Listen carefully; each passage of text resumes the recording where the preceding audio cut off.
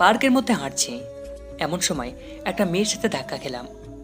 আসলে আমি মোবাইলে কথা বলতে বলতে হাঁটছি, তাই খুব একটা খেয়াল করিনি। ধাক্কা খেয়ে আমার মোবাইলটা নিচে পড়ে যায়, আর খেয়াল করে দেখলাম মেয়েটা পড়ে যায়। পায়ে হাই হিল থাকায় নিজেকে সামলাতে পারিনি। এই সরি সরি, আমি আসলে পুরোটা বলার আগেই বাকরুদ্ধ হয়ে যায়। যার সাথে ধাক্কা খেলাম সে আর কেউ না, সে হচ্ছে ইকরা। একসময় যাকে আমি নিজের চেয়েও বেশি ভালোবাসতাম, এখনও বাসি, কিন্তু সেটা নিজের মনের মধ্যে সীমাবদ্ধ। ইকরা আমার দিকে অবাক হয়ে তাকিয়ে রইল। আসলে 5 বছর পর দেখা, সব কিছু পাল্টে গেছে। দুজন দুজনের দিকে তাকিয়ে রইলাম, কেউ কাউকে কিচ্ছু বললাম না। কিছুক্ষণ পর একটা মেয়ে এসে ইকরাকে নিয়ে যায়। সে হাঁটছে আর আমার দিকে চেয়ে আছে। আমিও আর একবারের জন্য অন্যদিকে তাকাইনি। ইকরা সে আগের মতোই আছে, আগের থেকেও আরও সুন্দর হয়ে গেছে। আসলে হওয়ারই কথা, আমার কথা এতদিনে ভুলে গেছে। আমি মোবাইলটা মাটি থেকে নিলাম, দেখলাম মোবাইলটা ভেঙে গেছে। ভাঙা মোবাইলটা নিয়ে পার্ক থেকে বের হয়ে গেলাম। একটা দোকানে গেলাম, এক প্যাকেট সিগারেট কিনলাম, কারণ ইকরার স্মৃতিগুলো আজ আমাকে ঠিক রাখতে দেবে না। ইকরাকে ভোলার জন্য একমাত্র সিগারেট আমার সঙ্গী। সিগারেটটা নিয়ে বাসায় চলে গেলাম। গোসল করে ঘুমাতে গেলাম, কিন্তু ঘুম আর আসছে না। বারবার ওর স্মৃতিগুলো মনে পড়তে লাগলো। ওর কথা ভাবতে ভাবতে ঘুম চলে আসলো। ঘুম থেকে উঠে দেখি মাগরিবের আজান দিচ্ছে। আমি অজু করে নামাজ পড়ে নিলাম। নামাজের মধ্যেও আজকের ঘটনাটা মনে পড়তে লাগলো। নামাজ শেষ করে ছাদে চলে গেলাম, এক কোণায় গিয়ে বসলাম। তারপরও একটা সিগারেট ধরলাম আর টানতে লাগলাম। চলেন এবার পরিচয়টা দিয়ে দিই, আমি জুয়েল। পড়ালেখা শেষ করে আপাতত একটা প্রাইভেট কোম্পানিতে এমডি। বাসায় শুধু আমি নিজেই, পরিবার আছে কিন্তু থেকেও নেই। আর আমিও মনে করি আমার কেউ নেই, একা একাই থাকি। আর আজকে যার সঙ্গে ধাক্কা খেলাম সে হচ্ছে আমার এক সময়কার ভালোবাসা। অনেক ভালোবাসতাম ইকরাকে, নিজের চাইতেও বেশি। সেও আমাকে ভালোবাসতো, কিন্তু মন থেকে বাসত কিনা সেটা আজকেও অজানা। ইকরার আরও একটা পরিচয় আছে, সেটা হচ্ছে ইকরা ভাইয়ার শালি, মানে ভাবির ছোট বোন। আর সেই জন্য দুজনের মধ্যে এত দূরত্ব। চলেন আপনাদের পুরো বিষয়টা বুঝিয়ে বলি, তাহলে বুঝবেন। 5 বছর আগে রাতে পড়ছি, এমন সময় ভাইয়া রুমে আসলো। কি রে জুয়েল, কি করিস? কিছু না, পড়ছি। কখন আসলি বাসায়? এই তো এইমাত্র। পড়ালেখার কি অবস্থা? ভালোই। তোর জন্য তো খুশির খবর আছে। তাই নাকি? কি সেটা শুনি একটু। আগে 500 টাকা দে, তারপর। তোর সব জায়গায় ধান্দাবাজি না করলে হয় না। আচ্ছা যা, তোর কোনো খবর শুনতে হবে না। আচ্ছা ঠিক আছে, দেব। এখন বল, কি খুশির খবর? তোর বিয়ে। বিয়ে মানে? বিয়ে মানে বিয়ে। কই, আমি তো কিছু জানি না। তুই কেমন করে জানলি? আরে আমিও জানতাম না, আব্বু আম্মু বলাবলি করছিল, তখন শুনে ফেলেছি। ও, কি রে, তোর মুখ কালো হয়ে গেল, পছন্দ হচ্ছে নাকি? আরে না, থাকলে তো সবার আগে তুই নিজেই জানতিস। সেটাও ঠিক। তুই কাউকে না বললেও আমাকে বলতি, তাহলে এমন মুখ করেছিস কেন? আসলে বিয়ে করতে ইচ্ছে করছে না। তুই পাগল নাকি? আমাকে যদি আব্বু আম্মু বলতো আমি এক্ষুনি বিয়ে করে ফেলতাম। ইস, কত স্বপ্ন আছে বিয়ে নিয়ে। তাই নাকি? তাহলে তুই বিয়েটা করে ফেল। পাগল নাকি? আব্বু আম্মু মার দেবে। আমি ওনাদের বলে দেব। দরকার নেই তোর এত কষ্ট করার, সময় হলে সব হবে। অবশেষে অবশেষে কি? কিছু না।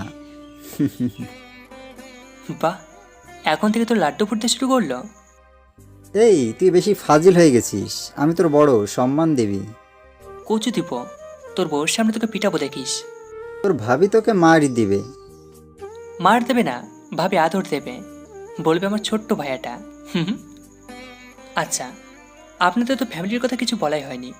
ফ্যামিলিতে আমি, আব্বু আম্মু আর ভাইয়া। আব্বু ছোট্ট একটা চাকরি করতো, অসুস্থতার জন্য ছেড়ে দিয়েছে। আসলে আব্বু ছাড়তে চায়নি। ভাইয়া পড়ালেখা শেষ করে ব্যাংকে চাকরি পায়, সে থেকে আব্বুকে আর কিছু করতে দেয় না। ভাইয়া চাকরি পেয়েছে 1 বছরের মতো হবে। আব্বুকে সবাই অনেক ভয় পায়।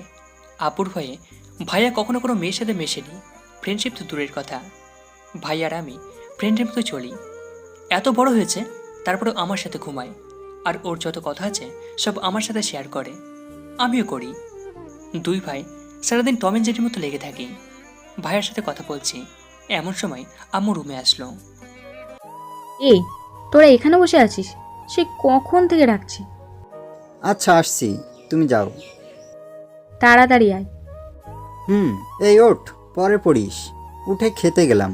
খাওয়ার মাঝখানে আব্বু বলল, রুবেল, জি আব্বু বলেন। লেখাপড়া তো অনেক আগেই শেষ করলে, চাকরিও পাইছিস, আর কত বসে থাকবি? তোর আম্মু অসুস্থ হয়ে গেছে, এবার অন্তত বিয়েটা কর। আব্বু আর কিছুদিন যাক, তারপর। তুই এই কথা সবসময় বলিস। শোন, আমরা তোর জন্য একটা মেয়ে দেখেছি। মেয়েটা দেখতে শুনতে অনেক সুন্দর, ভালো ভদ্র মেয়ে, শিক্ষিত। আমার মনে হয় তোর জন্য পারফেক্ট হবে। কিন্তু আব্বু। কোনো কিন্তু না, কালকেই আমরা ওদের বাসায় যাব। সব কিছু ঠিকঠাক থাকলে কালকেই বিয়ের দিন তারিখ ঠিক করে আসবো। তোমরা যেটা ভালো মনে করো করো। কালকে একটু তাড়াতাড়ি আসবি। হ্যাঁ সূচক মাথা নাড়লাম। আমার কথা কিছু চিন্তা ভাবনা করছো?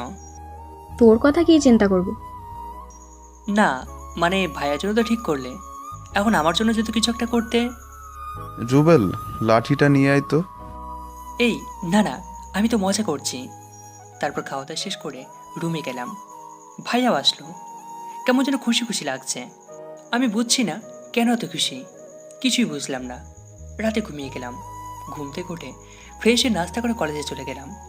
কলেজ থেকে এসে খাওয়া দাওয়া করলাম। কিছুক্ষণ পর ভাইয়াও আসলো। তারপর সবাই রেডি হয়ে নিলাম। এরপর মেয়ে দেখতে বেরিয়ে গেলাম। গাড়িতে আমি আর ভাইয়া একসাথে বসলাম। এটা ওটা বলে ভাইয়াকে খ্যাপাতে লাগলাম। যাই হোক, অনেকক্ষণ পর একটা বাসার সামনে গিয়ে গাড়ি থামলো। মনে হয় এটাই ভাবিদের বাসা। গাড়ি থেকে নামলাম। বাড়িটা খুব সুন্দর। তারপর আব্বুর পিছু পিছু বাসার সামনে গেলাম। কলিং বেল দেওয়ার কিছুক্ষণ পরে একটা মধ্যবয়স্ক মহিলা এসে দরজাটা খুলে দেয়। মনে হয় উনি মেয়ের মা। সবাই সালাম দিলাম। উনি আমাদের হাসি মুখে ভিতরে নিয়ে গেলেন। বাসার ভিতরটা খুব সুন্দর করে সাজানো। মনে হয় আমরা আশপাশে আরও বেশি করে সাজিয়ে রেখেছে। আমাদেরকে সবাই বসতে বলে উনি ভিতরে চলে গেলেন। ভিতরে গিয়ে সোফায় বসলাম। আমি আর ভাইয়া একসাথে বসে আছি। ভাইয়া এদিক ওদিক চটপট করতে লাগলো। কি রে, কি হয়েছে? কই কিছু না। তাহলে এমন করছিস কেন? ভাবি আসবে তো, একটু ওয়েট কর। এত তাড়া কিসের? সব জায়গায় ফাজলামি না করলে হয় না। কি হয়েছে তোদের? এখনো এমন করতেছিস? ওরা কেউ দেখলে কি বলবে? আমি আবার চুপ করে রইলাম। কিছুক্ষণ পর একটা আঙ্কেল আসলো। বাবাকে দেখেই কোলাকুলি শুরু করে দিল। এমনভাবে কথা বলছে যেন মেলায় হারিয়ে যাওয়া দুই ভাই। আমরা আঙ্কেলের সাথে কথা বলে নিলাম। আমি এদিক ওদিক তাকাচ্ছি, কোনো মেয়ে আছে কিনা খুঁজছি। প্রায় 1 ঘন্টা পর মেয়ে মানে ভাবিকে নিয়ে আসা হলো। ভাবি চা হাতে নিয়ে আসলো। ভাবিকে দেখে আমি নিজেই ক্রাশ খেলাম। ভাইয়া হাঁ হয়ে তাকিয়ে আছে। আমি একটা টোকা দিয়ে বললাম, এই মুখ বন্ধ কর, মুখে মশা ঢুকে যাবে। ভাইয়া এবার নিজেকে সামনে নিল। মেয়ে আমাদের সামনে এসে বসলো। এরপর চূড়ান্ত কথাবার্তা শুরু হলো। এক পর্যায়ে ভাইয়ার ভাবিকে ভিতরে পাঠানো হলো আলাদা কথা বলার জন্য। ভাইয়া আমাকে ডাকছে। আপু চোখ রাখানো থেকে তাড়াতাড়ি মেয়েটার সাথে ভিতরে গেল। এরপর আঙ্কেল আর আন্টি আমার বায়োডাটা নিল। কি করি কি খাই, মনে হচ্ছে দুলা ভাইয়া না, দুলামি নিজেই। যাই হোক, ভাইয়ারা কথা বলে আসলো। দেখলাম ভাইয়া অনেক খুশি। ভাইয়ের মুখ দেখে বোঝা যাচ্ছে আমাদের মেয়ে পছন্দ হলো। ওনাদেরকেও ভাইয়াকে অনেক পছন্দ হলো। এবার বিয়ে 3 তারিখ ঠিক করার পালা। অবশেষে 1 মাস পর বিয়ে ঠিক হলো। তারপর আরও কিছুক্ষণ বসে বাসার ভিতরে চলে আসলাম। যাই হোক, অবশেষে ভাইয়ের বিয়েটা ঠিক হলো। ভাইয়া আসার সময় ভাবির মোবাইল নাম্বারটা নিয়ে আসলো। দিন রাত শুধু ভাবির সাথে কথা বলে। আসলে অল্প পানির মাছ বেশি বাড়িতে গেলে যা হয় আর কি। দেখতে দেখতে বিয়ের দিন খুব নিকটে চলে আসলো। বিকেলবেলা আমি ছাদে বসে আছি, এমন সময় ভাইয়া আসলো। কিরে কি করিস? সেটা তো না জানলেও চলবে। যা, তোর বউয়ের সাথে কথা বল। না রে, ও শুধু কল দেয়, তাই কথা না বলেও পারি না। বিয়ের আগে তোর এই অবস্থা, বিয়ের পর কি করবি কে জানে। আচ্ছা বাদ দে, চল বাইরে থেকে ঘুরে আসি। তুই যা, আমি যাব না। আরে চল তো। ভাইয়া জোর করে বাইরে নিয়ে গেল। বাইক নিয়ে বের হয়ে কিছুক্ষণ ঘুরলাম। তারপর একটা রেস্টুরেন্টের ভিতরে গেলাম। কি খাবি? তোর যেটা মন চায় সেটাই অর্ডার দে। আচ্ছা দিচ্ছি। ভাইয়া অর্ডার দিল, খাবার সামনে আসলো। খেতে খেতে ভাইয়া বলল, তোর বন্ধুদের দাওয়াত দিয়েছিস? না দিইনি। কখন দিবি? আর তো বেশি দেরি নেই, কেনাকাটার কাজের চাপে সময় পাবি না। কালকে কলেজে গেলে দিয়ে দেবো। তোর সব বন্ধুদের দিস, আর কালকে একটু কাজ করতে হবে। কি কাজ? কালকে তুই কার্ড বানাতে দিয়ে আসবি। তারপর তোর ফ্রেন্ড দুটো আছে না, কি যেন নাম, সারাদিন তোর সাথে থাকে যে, সানিয়া ইমান। ওদেরকে নিয়ে কয়েক জায়গায় গিয়ে বিয়ের দাওয়াত দিয়ে আসবি, মানে কার্ডগুলো দিয়ে আসবি। আচ্ছা ঠিক আছে। হুম এরপর আরও কিছুক্ষণ কথাবার্তা বলে বাসায় চলে আসলাম। অবশেষে বিয়ের দিন চলে আসলো। সব মেহমান একের পর এক আসতে লাগলো। আমার বন্ধুরা সবাই আসলো। সানি, আইমান, ফাহাদ, হাকিম, ইউসুফ, ফারুক সবাই আসলো। বিয়েতে ওদের সাথে অনেক মজা করলাম। ফাহাদ আর সানি কয়েকটা মেয়েও পটিয়ে ফেলেছে। মহা ধুমধামে ভাইয়ের বিয়েটা শেষ হলো। বিয়ের কিছুদিন পর ভাইয়ার ভাবি কক্সবাজার গেল ঘুরতে। আমাকেও যেতে বলেছে, কিন্তু আমি চাইনি। আমার সাথে মোবাইলে কথা হয় সবসময়। ভাবির সাথেও অনেক মশকরা করি। ভাবি আদর করে ছোট মেয়েটাকে। প্রায় 8 দিন পর ভাইয়ার ভাবি পাশে আসলো। তারপর খুব সুন্দরভাবে দিন যেতে লাগলো। বিয়ের প্রায় 1 মাস পর ভাবি আম্মুকে বলল, আম্মু, একটা কথা বলতাম। হ্যাঁ মা বল। আসলে বিয়ের পর থেকে তো আমাদের বাসায় যায়নি। আম্মু সকালে কল দিয়েছিল, আপনাদের সবাইকে নিয়ে যেতে বলেছে। সবাই তো আর যাওয়া সম্ভব নয়, বাসা খালি হয়ে যাবে। তুই আর রুবেল যা, কয়েকদিন থেকে আয়, ভালো লাগবে। আচ্ছা ঠিক আছে। রাতে ভাইয়া আসলো। আম্মু ভাইয়াকে সব কিছু বুঝিয়ে বলল। ভাইয়া বলে ছুটি ফেলে যাবে। পরের দিন ভাইয়া অফিসে গিয়ে 5 দিন ছুটি নিল। এরপর বাসায় আসলো। আম্মু, জুয়েল কই? মনে হয় রুমে আছে, গিয়ে দেখ। আচ্ছা। ভাইয়া রুমে আসলো। কিরে, কি করিস? কিছু না, কখন আসলি? এইমাত্র। শোন, কালকে কাপড় চোপড় সব কিছু নিয়ে রেডি থাকবি। কেন? ঈশিতাদের বাসায় যাব। তোর শ্বশুরবাড়ি তুই যা, আমি কি কি করব? যেতে বলেছি যাবি, এত কথা বলিস কেন? না, আমি যাব না। ওকে, তুই না গেলে আমিও যাব না। এমন সময় ভাবি রুমে আসলো। কি ছোট মিয়া, যাবেন না কেন? বাসায় বউ আছে নাকি? আসলে ভাবি, এইসব বলে লাভ নেই। তোমার কাপড় চোপড় আমি ব্যাগে নিয়ে নিচ্ছি, সকালবেলা রেডি থাকবে। ভাবি আর কোনো কথা বলতে দিল না। তারপর খাওয়া দাওয়া করে ঘুমিয়ে গেলাম। পরের দিন ঘুম থেকে উঠে ফ্রেশ হয়ে নাস্তা করে নিলাম। দেখি ভাইয়ার ভাবি রেডি হয়ে বসে আছে। আমিও তাড়াতাড়ি গিয়ে রেডি হয়ে নিলাম। তারপর বাইরে আসলাম। দেখলাম ভাইয়া ব্যাগপত্রগুলো গাড়িতে উঠালো। তারপর ভাইয়ার ভাবি দুজনে আব্বু আম্মুকে সালাম করে গাড়িতে উঠলো। আমি আম্মুকে বললাম, আমাকেও বিয়ে দাও, এভাবে সালাম করে শ্বশুরবাড়ি যাবো। সবাই হাসতে লাগলো। তারপর গিয়ে গাড়িতে বসলাম। ভাইয়ার ভাবি পিছনে, আমি ড্রাইভারের সাথে। ড্রাইভার আগে থেকে পরিচিত। আমরা কোথাও গেলে ওনার গাড়ি রিজার্ভ করি। কথা বলতে বলতে ভাবিদের বাসায় চলে গেলাম। গাড়ি থেকে নামলাম। ভাইয়া তোরা যা, আমি ব্যাগপত্র নিয়ে আসছি। তুই পারবি না, আমিও নি। পারবো, তোরা যা। আচ্ছা আয়। ভাইয়ার ভাবি হাঁটা দিল। আমি গাড়ি থেকে ব্যাগ দুটো নামালাম। তারপর ওগুলো নিয়ে ভিতরে গেলাম। বিয়ের পর এই প্রথম ভাবির পাশে আসলাম। আগে এসেছিলাম, কিন্তু বিয়ের আগে। ভিতরে গিয়ে ব্যাগগুলো রাখলাম। জুয়েল, তুমি গিয়ে ফ্রেশ হয়ে আসো। কোন রুমে? ডান পাশের ওটাতেই যাও, ওখানে কেউ থাকে না। আচ্ছা ঠিক আছে। তারপর আমি ওই রুমটাতে গেলাম। ওয়াশরুমে গেলাম ফ্রেশ হওয়ার জন্য। ওয়াশরুমে দরজা খুলেই একটা টাস্কি খেলাম। ভিতরে একটা মেয়ে গোসল করছে। আমাকে দেখে একটা চিৎকার দিল। চিৎকার শুনে আমি দিলাম এক দৌড়। মেয়েটা দরজা লাগিয়ে দিল। চিৎকার শুনে সবাই রুমে আসলো। একটু পর মেয়েটাও বাইরে আসলো। দেখতে মাশাআল্লাহ। কিরে, কি হয়েছে? কিছু না। তাহলে এত জোরে চিৎকার দিল কে? উনি। মেয়েটাকে দেখিয়ে দিলাম।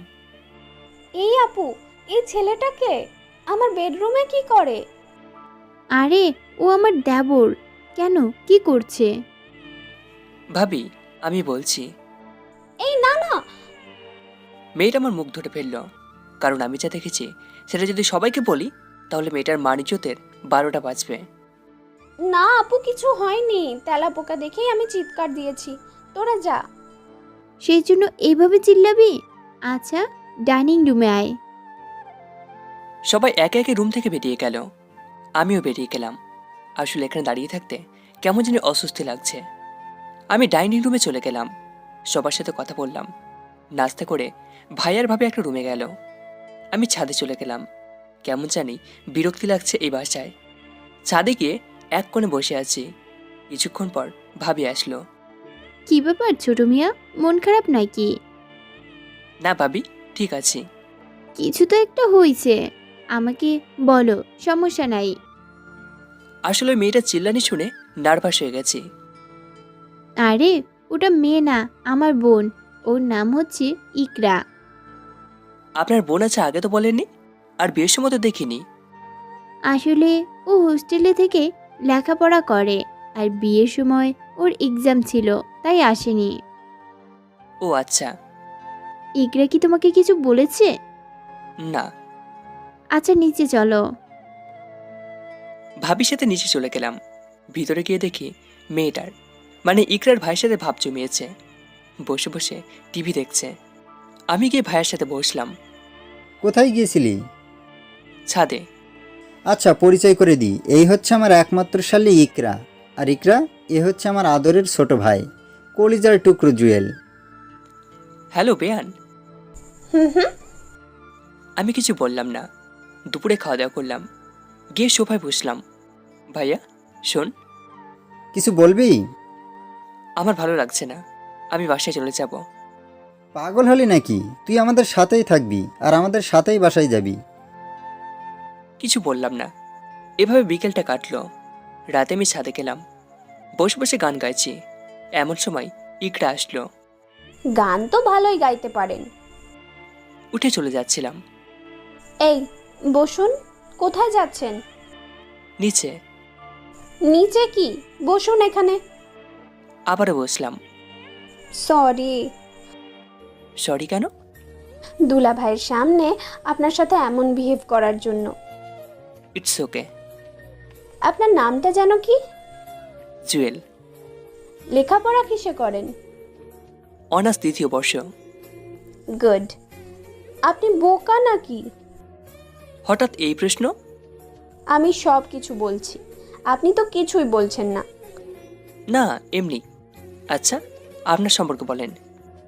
আপুর থেকে জেনে নিয়েন। এভাবে আরও কিছুক্ষণ কথাবার্তা বললাম। মোটামুটি ভালোই লাগলো। পরের দিন ইকরার আমি ঘুরতে বেরোলাম। একটা রিক্সা নিয়ে ঘুরছি। আস্তে আস্তে আমি মেয়েটার প্রতি দুর্বল হয়ে গেছি। এভাবে মজা মস্তিতে 5 দিন গেল। আসার সময় ইকরার জন্য খুব খারাপ লাগলো। অনেকবার বললাম আমাদের বাসায় আসার জন্য, বিদায় নিয়ে চলে আসলাম। ছোট মিয়া, কি অবস্থা? অবস্থা তো ভালোই। সেটা তো দেখছি, ভিতরে ভিতরে লাড্ডু ফুটতেছে, ঘটনা কি? কিছু না। আমাকে বলা যায় না? ঘটনা হচ্ছে আপনার বোন আমার মনটাকে রেখে দিয়েছে। হঠাৎ করে ভাবের মুখটা কালো হয়ে গেল। মাইন্ড করলো কিনা কে জানে, মুখে হাসি রেখে বলল, এত সহজে ইকরা প্রেমে পড়বে না। চেষ্টা করতে তো বাধা নেই। তুমি জীবনেও পারবে না, ওরে পটানো এত সহজ না। আচ্ছা, সময় হলে দেখা যাবে। এভাবে দিন যেতে লাগলো। আমি বারবার ইকরাকে স্মরণ করতে লাগলাম। আসার সময় ওর মোবাইল নাম্বারটা আনতে ভুলে গেছি। ভাবির কাছে লজ্জায় চাইতেও পারছি না। কিছুদিন পর ভাবির আব্বু আম্মু আর ইকরা আমাদের বাসায় আসে। আমি তো মহা খুশি। আঙ্কেল আন্টি চলে যায়, ইকরা বাসায় থেকে যায়। ইকরাকে দেখলে আমি স্পিকারে রোমান্টিক সব গান ছেড়ে দিতাম। ভাবি একবার বলেছিল নীল শার্টে নাকি আমাকে অনেক সুন্দর দেখায়। সেই থেকে নীল শার্টটা পরে ইকরার সামনে ঘোরাফেরা করতাম। কিন্তু ইকরার মাঝে একটা পরিবর্তন খেয়াল করলাম। সেদিন রাতে ইকরা আমাকে বলল, এই যে মিস্টার জুয়েল, বলেন। আপনার কাছে কি শুধু একটাই শার্ট? না, কেন? তাহলে সারা দিন এটা গায়ে দিয়ে রাখেন কেন? এরপর থেকে প্রতি ঘন্টায় ঘন্টায় শার্ট চেঞ্জ করতাম, শুধু ইকরা চোখে পড়ার জন্য। একদিন রাতে ইকরাকে ছাদে ডেকে নিয়ে গেলাম। আপনাকে একটা কথা বলার ছিল। কি কথা বলেন? আমি কোনো রকম ইতস্তত না করে ডিরেক্ট বলে দিলাম, আপনাকে আমি ভালোবাসি। এটা সম্ভব নয়। কেন? এক ঘরে দুই বোন জীবনেও পসিবল না। সেটা নয় আমার উপর ছেড়ে দিন, আপনি শুধু হ্যাঁ অথবা না বলে দেন। এখন না, তো কখন? 2 দিন পর। এখন বলে সমস্যা কি? আমাকে 2 দিন ভাবতে দেন। আচ্ছা ঠিক আছে। তারপর ইকরা নিচে চলে যায়। আমি টেনশনে পড়ে গেলাম, ইকরা কি রাজি হবে নাকি হবে না সেটা নিয়ে চিন্তা হচ্ছে। যাই হোক, 2 দিন অনেক কষ্টে কাটালাম। তারপর ইকরাকে বললাম, 2 দিন চলে গেল, এবার উত্তরটা দেন। আপনি যদি আমাকে একটু অন্যরকমভাবে প্রপোজ করেন তাহলে অ্যাকসেপ্ট করব। অন্যরকম মানে? মানে যেই স্টাইলে কেউ কখনো কাউকে প্রপোজ করেনি, আপনি আমাকে সেই স্টাইলে প্রপোজ করবেন, তাহলে আমি রাজি হব। আচ্ছা ঠিক আছে। আমি অনেক চিন্তা ভাবনা করলাম, বন্ধুদের সাথে শেয়ার করলাম, কিন্তু কিছুতেই কোনো কিছুই মাথায় আসছে না। অবশেষে একটা নতুন পদ্ধতি মাথায় আসলো। আমি সেই স্টাইলে প্রপোজ করে দিলাম। ইকরা কয়েকদিন পর অ্যাকসেপ্ট করলো। আমি খুশিতে শেষ। ফাইনালি ইকরা রাজি হলো।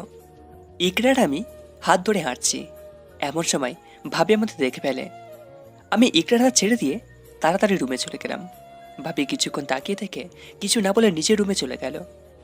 রাতে খেতে গেলাম সবাই, ইকরাও আছে। ইকরা, আম্মু সকালে কল করেছিল, তোকে চলে যাওয়ার জন্য বলেছে।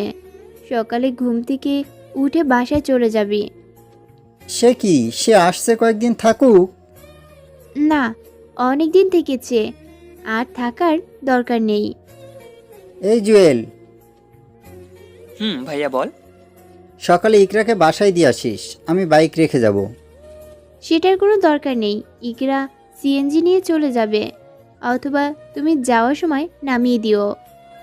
কিন্তু আমার অফিস। তাহলে ইকরা গাড়ি নিয়ে চলে যাবে। আমি বুঝছি ভাবি কেন এরকম করছে। ইকরা বুঝছে। সে বারবার আমার দিকে তাকাতে লাগলো। আমি কিছু না বলে সোজা রুমে চলে গেলাম।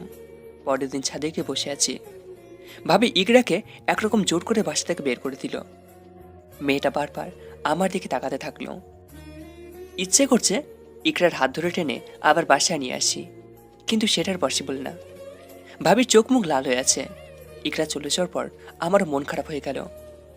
দুপুরে খেয়ে শুয়ে আছি, এমন সময় ভাবি আমার রুমে আসলো। তখন আব্বু আম্মু ঘুমিয়েছিল, ভাইয়া অফিসে। আমার রুমে আসার পর, জুয়েল, তোমার সাথে আমার কিছু কথা আছে। জি বলুন। দেখো জুয়েল, আমি ভেবেছিলাম তুমি ইকরার পেছনে পেছনে ঘুরবে, সে জীবনেও তোমাকে মেনে নেবে না, কিন্তু কেন তোমাকে মেনে নিয়েছে সেইটাই বুঝছি না। আচ্ছা যাই হোক, আসল কথা হচ্ছে তুমি ইকরার সাথে আর কোনো সম্পর্ক রাখবে না। কিন্তু ভাবি, আমি সত্যি ইকরাকে অনেক ভালোবাসি। দেখো, এগুলো হচ্ছে আবেগ, ভালোবাসা বোঝার মতো বয়স তোমাদের এখনো হয়নি। ভাবি ভুলে যাবেন না, আপনি আমার থেকে মাত্র 1 বছরের বড়। আর অনার্সে পড়ুয়া একটা ছেলে ভালোবাসা বুঝবে না, এটা হতে পারে না। দেখো, এত কিছু আমি বুঝি না। আমি চাই না তুমি ইকরার সাথে আর কোনো রকম সম্পর্ক রাখো। ভাবি, এটা আপনি কি বলছেন? ঠিকই বলছি, আর যদি বাড়াবাড়ি করো তাহলে আমি সবাইকে বলে দেব। ভাবি, আমার কথাটা শোনো। ভাবি আর কোনো কথা না বলে রুম থেকে চলে গেল। বুঝলাম না ভাবি কেন এরকমটা করলো। আমি তো অতটাও খারাপ ছেলে না যে ইকরার পাশে আমাকে কখনো মানাবে না, বা আমি ইকরার যোগ্য হয়ে উঠবো না। ভাবতে ভাবতে ইকরার নাম্বারে কল দিলাম। নাম্বারটা বন্ধ। আরও টেনশনে পড়ে গেলাম, কি করব কিছুই বুঝতে পারছি না। বিকেলবেলা বাসা থেকে বের হয়ে গেলাম। সানিয়া রায়মানকে কল দিলাম, ওদের সাথে আড্ডা দিলাম, সব কিছু শেয়ার করলাম। মোটামুটি নিজেকে হালকা লাগছে। বাসায় যেতে যেতে প্রায় 11টা বেজে যায়। দেখলাম টেবিলে খাবার রেখে সবাই ঘুমিয়ে গেছে। আমি খাওয়া দাওয়া করে যে নিজের রুমের দিকে পা বাড়ালাম, তখন ভাইয়ার ভাবির কথা শুনতে পেলাম। আমি দরজার আড়াল হয়ে সব কিছু শুনতে লাগলাম। এই, তুমি জুয়েলকে এত টাকা হাত খরচ দাও কেন? মানে কি, আমি না দিলে কে দেবে? সে নিজে ইনকাম করতে পারে না? সে এখনো লেখাপড়া করছে, শেষ করুক তারপর ইনকাম করবে। পুরুষ মানুষ তো আর বসে থাকতে পারবে না, একটা না একটা কিছু করতেই হবে। তাই বলে এত বড় হয়েও বসে বসে খাবে? ভাবির কথাগুলো শুনে মাথায় যেন রক্ত উঠে গেল। বিয়ে হয়েছে এখনো 1 বছর হয়নি, তার মধ্যে হিসাব নিকাশ শুরু করে দিয়েছে। আপু যখন আমাদের 2 ভাইকে টাকা দিত, আমি নিজের জন্য অল্প রেখে বাকিগুলো ভাইয়াকে দিয়ে দিতাম, যাতে সে বন্ধু বান্ধব নিয়ে ভালোভাবে থাকতে পারে। আর সে ভাইকে ভাবি এসব উল্টোপাল্টা বোঝাচ্ছে। আর 1 সেকেন্ডও ওদের রুমের সামনে দাঁড়ালাম না, নিচের রুমে চলে গেলাম। পরে আর কি বলেছে কিছুই শুনিনি। পরের দিন সকালে ভাইয়া রেডি হচ্ছে অফিসে যাওয়ার জন্য। ভাইয়া কিছু টাকা দে, বাইরে যাব। কত দিব? দে, তোর যা মন চায়। ভাইয়া 2000 টাকা আমার হাতে দিল। এমন সময় ভাবি রান্নাঘর থেকে এক দৌড় দিয়ে আসলো। বলছিলাম কি, এত টাকা দিয়ে ও কি করবে? ও ছোট মানুষ, এত টাকা হাত খরচ লাগে না, 500 দিলেই তো হয়। আরে না, কি 500 টাকা দিবে? সবগুলোই নিয়ে যা, শেষ হলে আমাকে বলিস। ভাবি ভাইয়ার দিকে তাকিয়ে চোখ রাঙাতে শুরু করলো। আমি বিষয়টা খেয়াল করলাম। তারপর টাকাগুলো ভাইয়ের হাতে দিয়ে বললাম, ভাইয়া, ভাবি আসলে ঠিকই বলেছে। আমি বাচ্চা ছেলে, এতগুলো টাকা দিয়ে কি করব? বাড়ি নিয়ে গেলে হারিয়ে ফেলবো। তুই এক কাজ কর, টাকাগুলো তোর কাছে রেখে দে, আমি লাগলে তোকে বলবো। ভাইয়া কিছু একটা বলতে চাইছিল, কিন্তু আমি সোজা রুমে চলে গেলাম। তারপর থেকে ভাবির সামনে তেমন একটা চাই না। ভাইয়ের সাথেও খুব একটা কথা বলি না। পরের দিন শুক্রবার ছিল। ভাইয়া বসে বসে টিভি দেখছে, আমি রুমে বসে বসে গান শুনছিলাম। এমন সময় আইমান কল দিয়ে বলল বাইক নিয়ে বের হতে, সানিও আছে। ভাইয়ার কাছে গেলাম। কিরে, কোথায় থাকিস? আয় বস, বস সেখানে। না ভাইয়া, বাইরে যাব, বাইকের চাবিটা দে। ঘুরতে যাবি নাকি? হুম। আইমান আসার নিচে দাঁড়িয়ে আছে। ঘুরতে যাবি নাকি? তোর ভাবিকে বল দিতে, কালকে রাতে তোর ভাবিই বাইকের চাবি আমার থেকে নিয়ে কোথায় রাখছে। আমার আর ভাইয়ার কথাগুলো ভাবি দরজার পাশে লুকিয়ে দাঁড়িয়ে দাঁড়িয়ে শুনছিল। আমি আলমারির আয়নায় সব কিছু দেখেছি। আমি ভাইয়াদের রুমের সামনে গেলাম, দেখলাম ভাবি তাড়াতাড়ি করে বাইকের চাবিটা বালিশের নিচে লুকিয়ে ফেলল। ভাবি, চাবিটা দেন। কিসের চাবি? বাইকের। ভাবি একদিক দিয়ে চাবি খোঁজার ভান ধরল, কিন্তু একবারও বালিশের নিচে হাত দিল না। জুয়েল, চাবি তো খুঁজে পাচ্ছি না, তোমার ভাই কোথায় রেখেছে কে জানে। আমি ভাবছি একবার বলে দেবো চাবি তো আপনি বালিশের নিচে লুকিয়ে রেখেছেন, পাবেন কি করে। কিন্তু এখন যদি এই কথাটা বলি, তখন ভাবি বলবে তুমি দেখে আমার বালিশের নিচের খবর জানো। কিছু না বলে বাইরে চলে গেলাম। মন খারাপ করা দেখে সানিয়া রহমান বারবার জিজ্ঞাসা করলো যে আমার কি হয়েছে, কিন্তু আমি কিছু বললাম না। যতই হোক, ঘরের কথা বাইরের কাউকে বলা উচিত না। তারপর আরও কিছুক্ষণ আড্ডা দিয়ে চলে গেলাম বাসায়। পরের দিন আমি কলেজে চলে গেলাম। ক্লাস শেষে বন্ধুদের সাথে বসে আড্ডা দিচ্ছি, এমন সময় ভাবির নাম্বার থেকে কল আসলো। আমি ধরলাম না, বারবার কল দিতে লাগলো। আমি সুইচ অফ করে রেখে দিলাম। প্রায় 30 মিনিট পর মোবাইল ওপেন করলাম, দেখলাম অনেকগুলো মিস কল এসে জমা হলো। একটু পর ভাইয়া কল দিল। কিরে, তুই কল ধরিস না কেন? আবার নাম্বারও বন্ধ। ভাইয়া ক্লাসে ছিলাম, বল কি হয়েছে? তাড়াতাড়ি বাসায় যা, তোর ভাবি নাকি মাথা ঘুরে পড়ে গেছে। আচ্ছা ঠিক আছে, যাচ্ছি। কল কেটে দিয়ে সানিয়ার আইমনিকে নিয়ে তাড়াতাড়ি বাসায় গেলাম। ভাবি শুয়ে আছে। তাড়াতাড়ি একটা গাড়ি নিয়ে হাসপাতালে নিয়ে গেলাম। ভর্তি করিয়ে আমরা বাইরে অপেক্ষা করতে লাগলাম। একটু পর ভাইয়া চলে আসলো। কিরে, কি হয়েছে? তেমন কিছু না, মনে হয় মাথা ঘুরেছে। ডাক্তার কিছু বলেছে? না। ওই যে ডাক্তার আসছে, চলো না গিয়ে কথা বলি। ডাক্তার সাহেব, ঈশিতার কি অবস্থা? ভালোই, তেমন কিছু হয়নি। রুগী আপনার কি হয়? জি, আমার ওয়াইফ। কংগ্রাচুলেশন, আপনি বাবা হতে চলেছেন। ডাক্তারের কথা শুনে ভাই আমাকে জড়িয়ে ধরে কান্না শুরু করে দিল। আসলে এটা খুশির কান্না। তার ভাবিকে বাসায় নিয়ে যাওয়া হলো। আমি খুব একটা ভাবির সাথে কথা বলি না, আর হ্যাঁ, ভাইয়ের কাছেও তেমন হাত পাতি না। সারাদিন ঘরেই বসে থাকি, কলেজও হেঁটে হেঁটে যাই। মাঝে মাঝে ইকরার কথা অনেক মনে পড়তো, কিন্তু চাইলেও ওর সাথে আর কথা বলতে পারতাম না। প্রতিদিন অনেকবার কল দিতাম, কিন্তু নাম্বার অফ থাকতো। এভাবে কিছুদিন গেল। ভাবিও মোটামুটি সুস্থ, তবে একটা সমস্যা হচ্ছে ভাবি কোনো কাজ ঠিকমতো করতে পারছে না। আম্মু অসুস্থ, তাই ঘরের কাজগুলো ঠিকভাবে করা সম্ভব হচ্ছে না। বাধ্য হয়ে ইকরাকে আমাদের বাসায় নিয়ে আসলো। ওকে দেখে আমার ভিতরটা কেঁদে উঠল। ভাবি সামনে থাকায় ওকে কিছু বললাম না। রাতের বেলা ইকরা আমার রুমের সামনে আসে। ওকে দেখে আমি দৌড় দিয়ে ওকে জড়িয়ে ধরি। ইকরা আমাকে জড়িয়ে ধরে কাঁদতে লাগলো। হঠাৎ করে ইকরা আমাকে ছেড়ে দেয়, কিন্তু আমি তখনও ইকরাকে জড়িয়ে ধরে আছি। ইকরার এই অবস্থা দেখে আমি পিছনে তাকাতেই আমি অনেক বড় একটা ধাক্কা খেলাম, কারণ পিছনে ভাবি দাঁড়িয়ে আছে। আমার কলিজা শুকিয়ে গেল। ইকরা, তুই এখানে কি করিস? কই কিছু না। যা, ঘুমাতে যা। ইকরা মাথা নিচু করে চলে যায়। ভাবি কিছুক্ষণ আমার দিকে অগ্নিদৃষ্টিতে তাকিয়ে থাকে। আমিও নিচের রুমে চলে যাই। রাতে বসে বসে ভাবছি ভাবি আবার ইকরাকে ওদের বাসায় পাঠিয়ে দেবে কিনা। এমন সময় আইমান কল দিল। আমি কল ধরে কথা বলতে বলতে রুম থেকে বের হয়ে গেলাম, কারণ আমার রুমে নেটওয়ার্ক থাকে না। আমি ছাদে ওঠার জন্য সিঁড়ি রুমের দিকে যাচ্ছি। এমন সময় ভাই আর ভাবি রুম থেকে চিল্লাচিল্লির আওয়াজ আসতে লাগলো। এত রাত আবার কে কি নিয়ে ঝগড়া করছে কে জানে। আমি আইমানকে পরে কল দেব, এই জন্য কলে কেটে দিলাম। দরজার পাশে লুকিয়ে শোনার চেষ্টা করলাম ওরা কি বলে সেটা শোনার জন্য। এই শোন, আমি সকালের জন্য রান্না করতে পারবো না। মানে? মানে কি? এখানে নতুন কেউ আসছে নাকি? পুরাতনদের কথাই বলছি। দেখো, পাগলামি করো না। তুমি না করলে করবে কে? আম্মু অসুস্থ হয়ে গেছে। সব কিছুকে আমাদের ঠেকা পড়েছে নাকি? মানে? তুমি সারাদিন অফিস করবা, এত কষ্ট করবে, আমি সারাদিন মালির মতো বাসার কাজ করব, আর অন্যরা বসে বসে খাবে? অন্যরা কোথায় পেলে? আব্বু আম্মু আর জুয়েলই তো থাকে এ বাসায়, বাইরের কেউ তো থাকে না। তো ও বসে বসে খাবে কেন? কে? তোমার ভাই। ও কিছু করতে পারে না? ফ্যামিলিটা কি শুধু তোমার একার নাকি? আরে আজব, ও এখনো ছোট, পড়ালেখা করছে।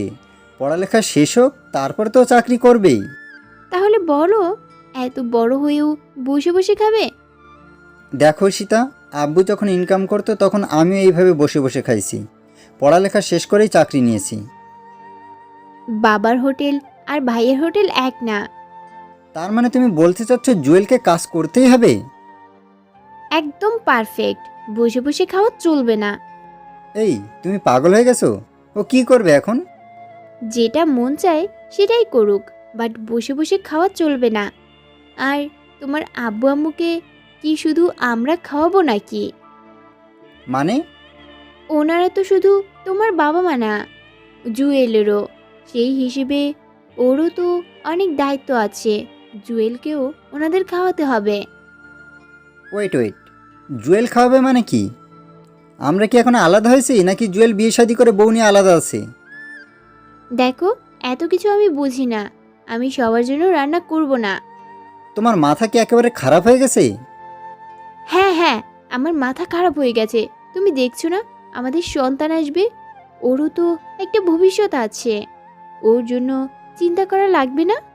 ঈশিতা, আমাদের সন্তান এখনো পৃথিবীতে আসেনি, সো এখন এগুলো নিয়ে কোনো কথা বলবে না। আরে আব্বু আম্মা আমার জন্য কি না করেছে, আর তুমি বলছো ওদের না খাওয়াতে? আমি তো একবারও বলিনি ওনাদের খাওয়াবো না। তাহলে কি বলতে চাচ্ছ? খুব সিম্পল। জুয়েল টাকা ইনকাম করে তোমার হাতে দিবে, তাহলেই সে এই বাসায় খেতে পারবে। ঈশিতা, তুমি ভুলে যেও না, টাকা আমি ইনকাম করি, তুমি না। সো কে খাবে আর কে খাবে না সেটা আমি ডিসাইড করব। ও আচ্ছা, তার মানে এই বাসায় আমার কোনো দাম নেই? আমি উড়ে এসেছি? ওকে ওয়েট, আমি কালকেই বাবার বাড়ি চলে যাব। উল্টো বোঝো কেন? শোনো, আমি এত কিছু জানি না। তুমি জুয়েলকে আর খাওয়াবে না, আর আব্বু আম্মুর জন্য জুয়েলকেও টাকা দিতে হবে। না হলে কি? না হলে আমি এই বাসা ছেড়ে চলে যাব। ওকে, যাও, চলে যাও। যাব, তবে একদিনের জন্য নয়, সারা জীবনের জন্য। মানে? তুমি আমাকে ডিভোর্স দিয়ে দেবে। এবার কিন্তু বাড়াবাড়ি হয়ে যাচ্ছে। তুমি আমার কথায় রাজি কিনা সেটা বলো। কোন কথা? জুয়েলকে আর একটা টাকাও দেবে না, অ্যান্ড সংসারের জন্য টাকা দিতে হবে। এটা অসম্ভব। ওকে, তাহলে কালকে সকালে 10 লাখ রেডি রাখবে, আমি চলে যাব। 10 লাখ মানে? আমাকে বিক্রি করলে তো 10 লাখ হবে না। আর কিসের 10 লাখ?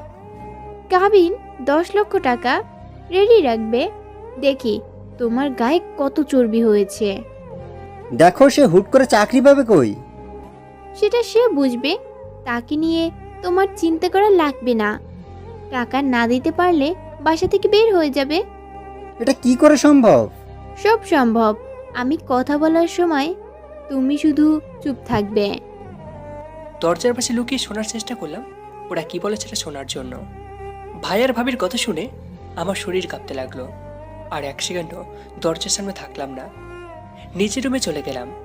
ইকরাকে ভালোবাসার জন্য ভাবি এইভাবে শাস্তি দেবে কখনো কল্পনা করিনি।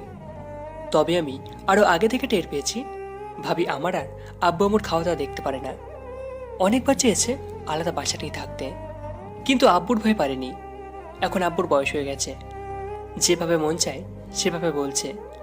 আব্বুকে ঘুম থেকে ডেকে এনে বলতে ইচ্ছে করছে, দেখো তোমার শিক্ষিত বৌমার আচরণ। তুমি না বলেছিলে বউ অনেক ভালো, তোমাদের অনেক সেবা করবে? এটাই কি ভালো নমুনা? শুয়ে শুয়ে ভাবছি মেয়েরা মায়ের জাত, সেজন্য কিছু বলতে পারি না। মাঝে মাঝে ইচ্ছা করে ভাবির 2 কিলো দুটো চট বসিয়ে দিই। রাতে আর ঘুমালাম না, ছাদে গিয়ে বসে রইলাম। সকালবেলা ইকরা ছাদে আসলো। এত সকালে ছাদে? ঘুমাওনি? না, কেন? এমনি।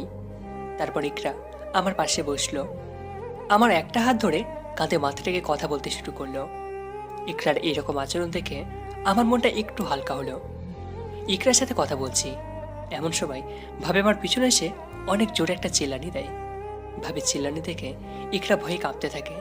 কার শুনে ভাইয়া আব্বু আম্মু সবাই ছাদে আসে। কি হয়েছে? আপনার ছেলেকে জিজ্ঞাসা করেন। আচ্ছা, সবাই নিচে চলো, আশেপাশে সবাই তাকিয়ে আছে। নিচে গেলাম, ভাবি কল দিয়ে ওনার আব্বু আম্মুকে আসতে বললেন। ততক্ষণ কেউ কোনো কথা বলছে না। 1 ঘন্টা পর ভাবির আব্বু আম্মু আসলো। এই জুয়েল, কি হয়েছে? আব্বু, আমি ইকরাকে ভালোবাসি আর ইকরাও আমাকে। মিথ্যা কথা, ইকরার জীবনেও ওরে ভালোবাসিনি। ও জোর করে ইকরার সাথে। ছি, ভাগ্যিস আমি ছাদে গিয়েছিলাম। ভাবি, আপনি সব কি বলছেন? সত্যি বলছি। তোর লজ্জা করে না? এত বড় হয়ে এখন এগুলো করিস? খাস তো বসে বসে, 2 টাকা তো এনে দিতে পারিস না, আবার এগুলো করে বেড়াস? লজ্জা করে না তোর? বাহ, তুই তোর বউয়ের কথা শুনে আমাকে এটা বললি? তখন ভাবির আব্বা বলে, বেয়াই সাহেব, আপনার বাসায় আমার ছোট মেয়েকে পাঠিয়েছি বড় মেয়েটিকে দেখার জন্য, আর আপনারা তার এই প্রতিদান দিলেন? আব্বা কোনো কথা না বলে সোজা আমার সামনে এসে ঠাস ঠাস করে দুটো চর বসিয়ে দেয় আমার গালে। কুলাঙ্গার কোথাকার, এই জন্যই তোকে জন্ম দিয়েছি। বাবা, আপনি অন্তত আমাকে বিশ্বাস করুন। আপনি খুব ভালো করে জানেন আমি কেমন। দেখতেই তো পারছি কেমন ভালো। অন্যের ইজ্জত নিয়ে টানাটানি করিস। আমি যেহেতু ইকরার সাথে খারাপ কিছু করেছি, আমি ইকরাকে বিয়ে করব। বিয়ে করবি মানে? তোর কাছে কে ইকরাকে বিয়ে দেবে? অন্তত আমি বেঁচে থাকতে জীবনেও দিব না। কেন? কি নেই আমার মাঝে? তুই আরো বড় কিছু হলেও ইকরাকে তোর হাতে তুলে দিব না। এখনো বসে বসে খাস, বিয়ে করার কথা মুখে আনতে লজ্জা করে না? তুই মনে হয় অনেক ইনকাম করে রাখছিস। মাত্র 1 বছর ইনকাম করেই তোর এরকম অবস্থা। আব্বা যে সারা জীবন তোকে বসে বসে খাইয়েছে, তখন আম্মা এসে আমার মুখে আরো একটা চড় মারে। কুলাঙ্গার, তোর ভাইকে এই কথা বলতে তোর একটুও লজ্জা করলো না? যে তোকে খাওয়াই তাকেই তুই এই কথা বললি? ওকে, আমাকে আর মার খেতে হবে না। আব্বু, আমি যেটুকু সম্পত্তি পাবো আমারটা আমাকে বুঝিয়ে দিন। আমি ইকরাকে বিয়ে করব। আমি মারা যাওয়ার পর যেটা ইচ্ছা সেটা করিস, এর আগে 1 রক্তিও কেউ পাবি না। 2 টাকার মুরুদ নাই, আবার সম্পত্তি নিতে আসছে। ভাবি, আমার মাথা গরম করবেন না, তাহলে কিন্তু আমি ভুলে যাবো আপনি আবার ভাবি। কি করবি তুই? হ্যাঁ, কি করবি? মনে রাখিস, তুই যতই চালাকি করিস না কেন, ইকরাকে পাবি না। কথা না বলে আব্বু কোনো কথা না বলে আমাকে আরও কয়েকটা লাগিয়ে দেয়। আব্বু, ইকরা মিথ্যে বলছে, ও ভাবির ভয় এমনটা করছে। এই ফালতু, এই তোর মতো আমি এত মিথ্যুক নই। আমার বোনের রুচি এতটা খারাপ না যে তোকে বিয়ে করবে। নিজেকে আর কন্ট্রোল রাখতে পারলাম না। ভাবির গায়ে হাত তুলে পেলাম। ভাবিকে চড় বসিয়ে দিলাম। মুহূর্তেই সবাই অবাক হয়ে গেল। বাবা, আমি আর এই বাসায় থাকবো না, আমাকে নিয়ে চলো। ভাই আমার কাণ্ড দেখে ডিরেক্ট আমার উপর আক্রমণ করে, একটা লাথি দিয়ে মারতে থাকে। একেবারের জন্য ভাইয়ার চোখের দিকে তাকায়নি।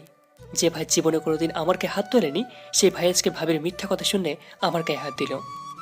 আব্বর ভাইয়া দুজনে আমাকে ধাক্কা দিয়ে বাসা থেকে বের করে দিল। বের হওয়ার সময় ভাইয়াকে বললাম, একদিন সত্যিটা ঠিকই জানবি, মনে রাখিস, আমাকে আর পাবি না। আর কোনো কথা না বলে বাসা থেকে বেরিয়ে গেলাম। আসার সময় ভাবির মুখে স্পর্শ হাসির চিহ্ন দেখলাম।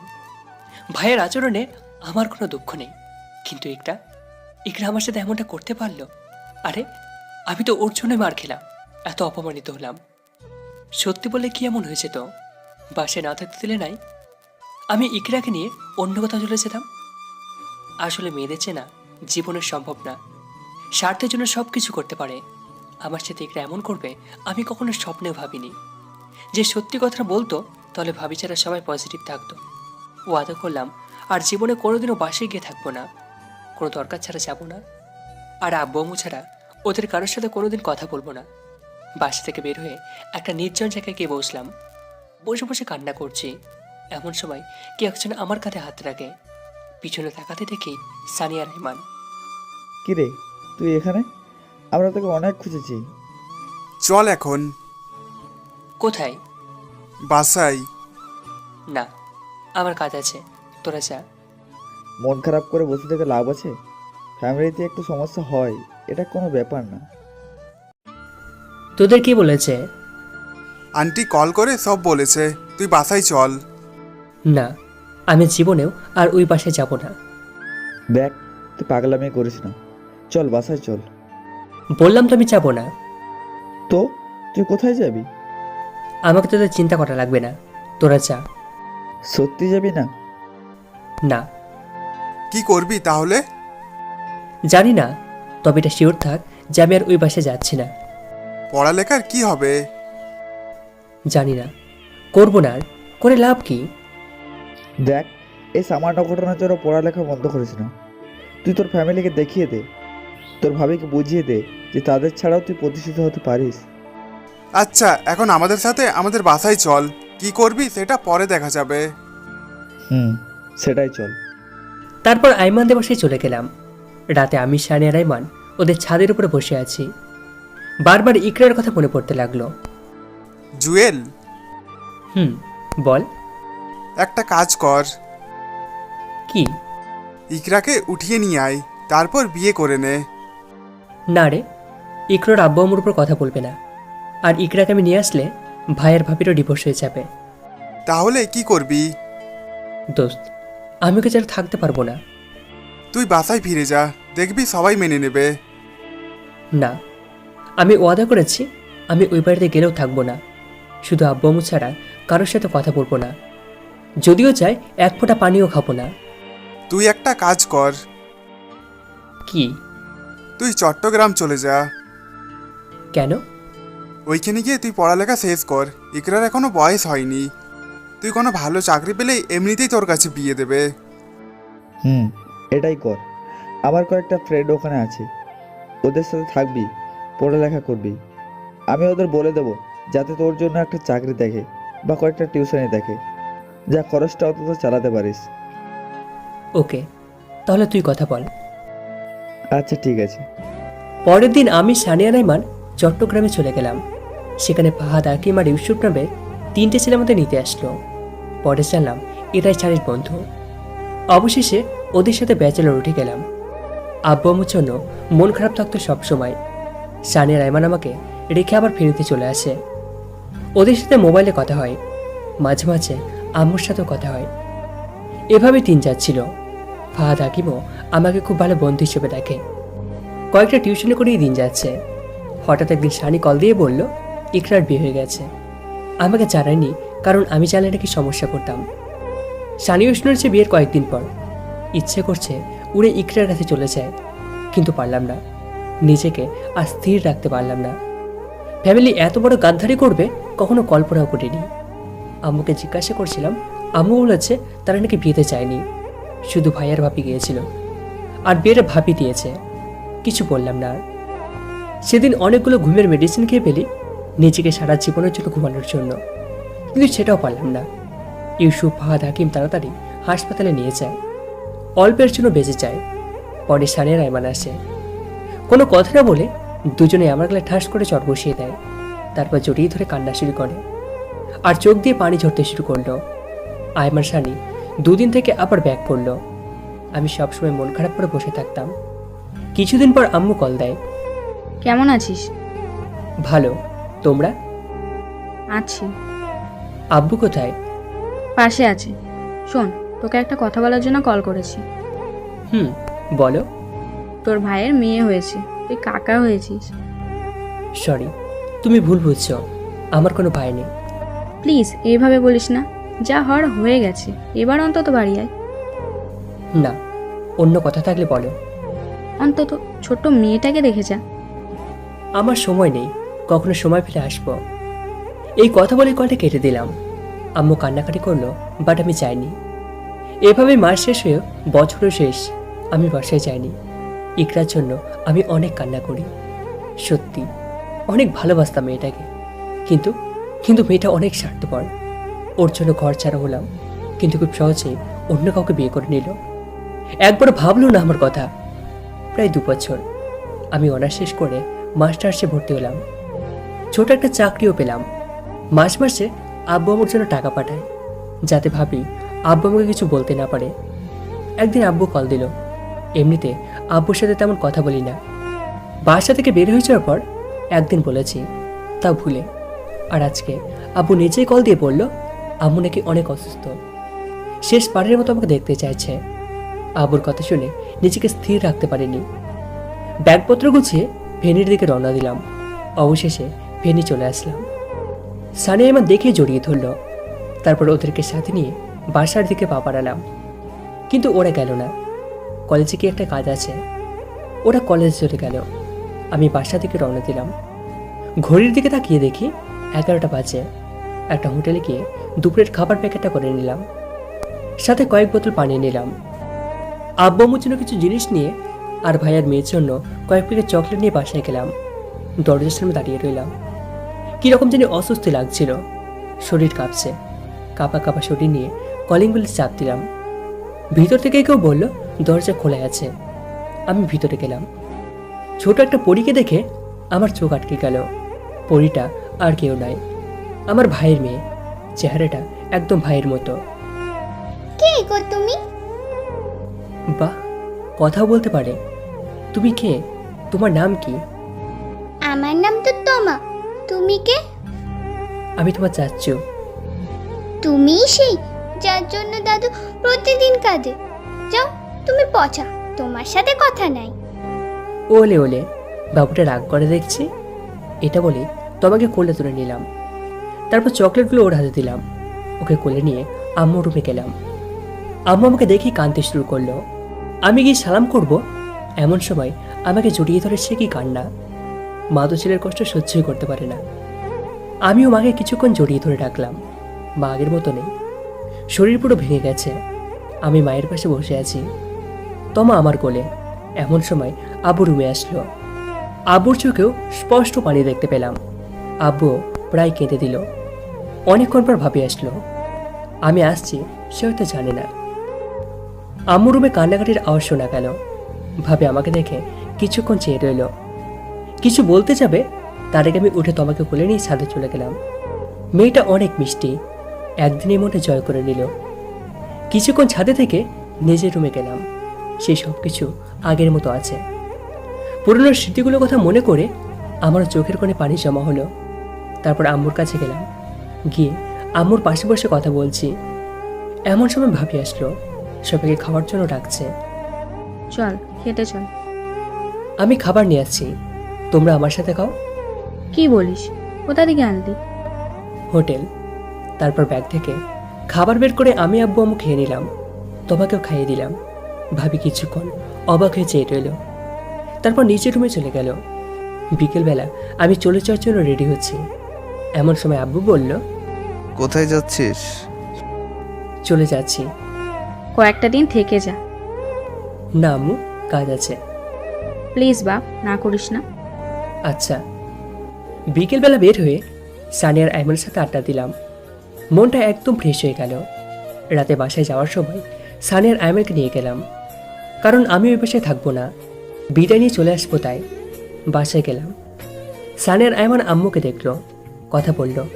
তমা এসে আবার কোলে উঠে গেল। কিছুক্ষণ পর ভাইয়া আসলো। আমি আম্মুর কাছে ছিলাম। আমাকে দেখে দৌড় দিয়ে আসতে যাবে, এমন সময় আমি মোবাইলটা কানে লাগিয়ে উল্টো দিকে হাঁটা দিলাম। ভাইয়া নিশ্চিত বুঝে গেছে যে আমি ওর সাথে কথা বলবো না। ভাইয়ের সাথে ভাবিয়েছিল। আমি মোবাইলটা কানে লাগিয়ে সানির কাছে চলে আসলাম। ভাইয়াও আসলো। কি অবস্থা তোমাদের? জি ভাইয়া, ভালো। আজকে সবাই খেয়ে যাবে। আসলে ভাইয়া আম্মুকে বলে এসেছি, আম্মু অলরেডি খাবার রেডি করে ফেলেছে।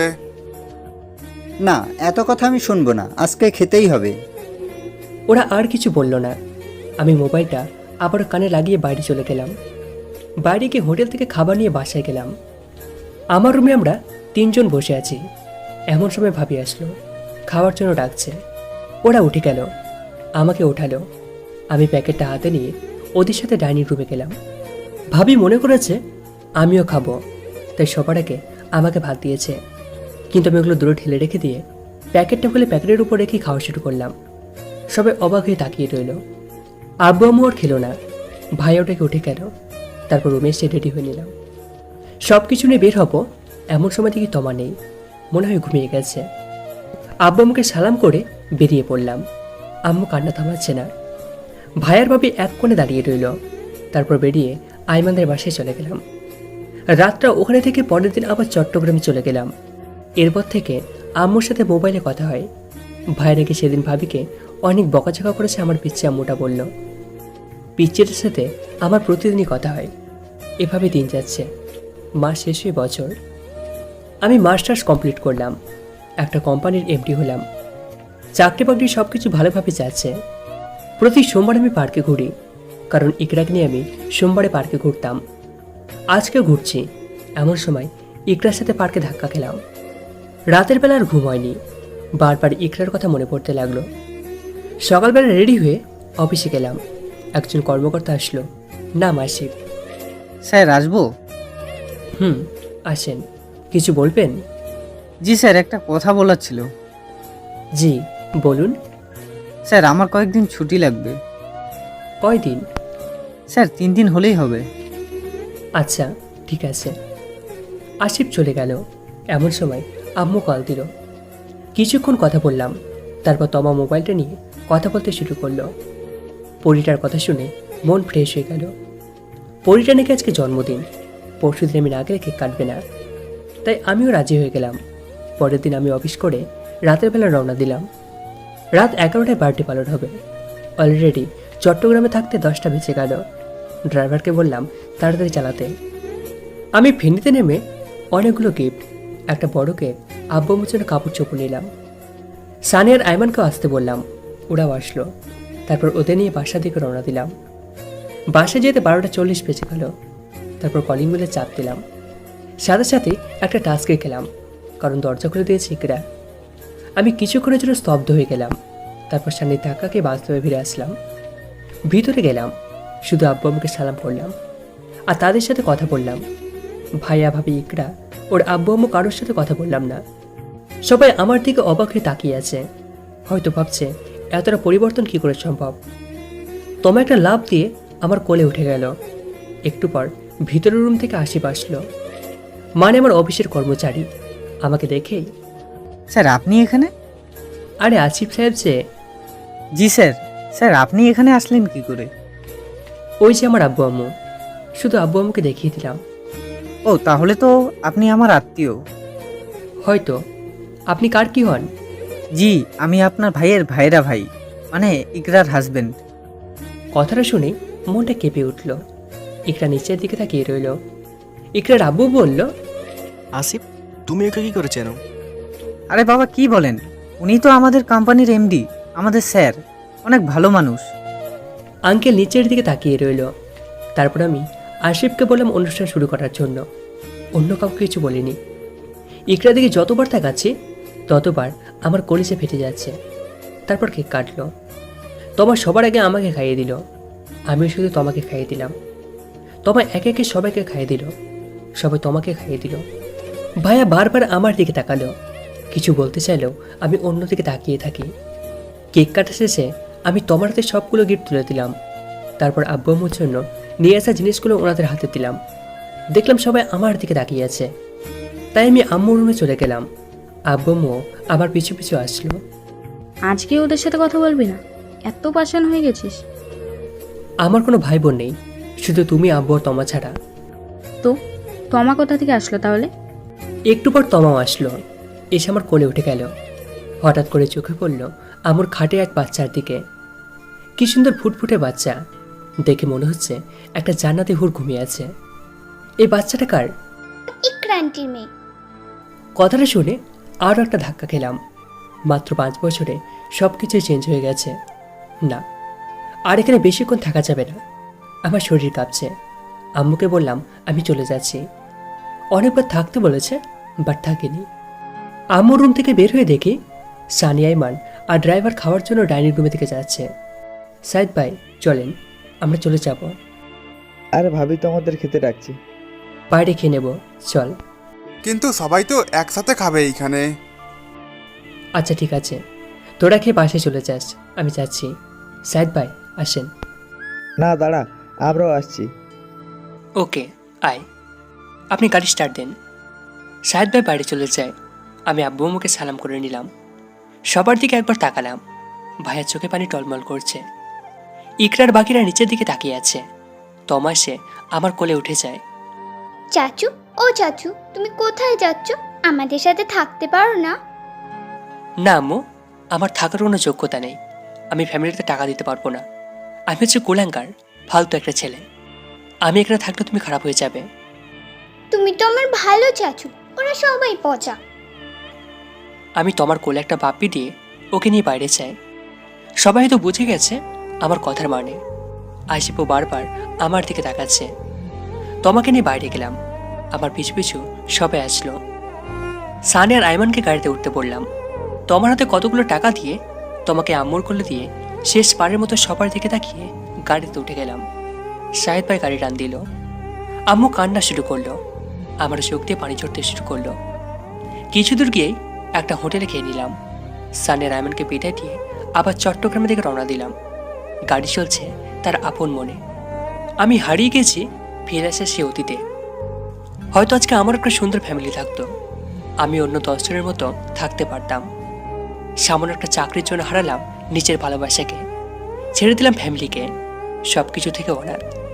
হয়তো আজকে আমি ইকরাকে সাথে নিয়ে অনেক সুখে থাকতাম, স্বপ্ন দেখতাম অনেক দূর এগিয়ে যাওয়ার। কিন্তু নিয়তি কোথা থেকে কোথায় নিয়ে যায় সেটা কেউ বলতে পারে না।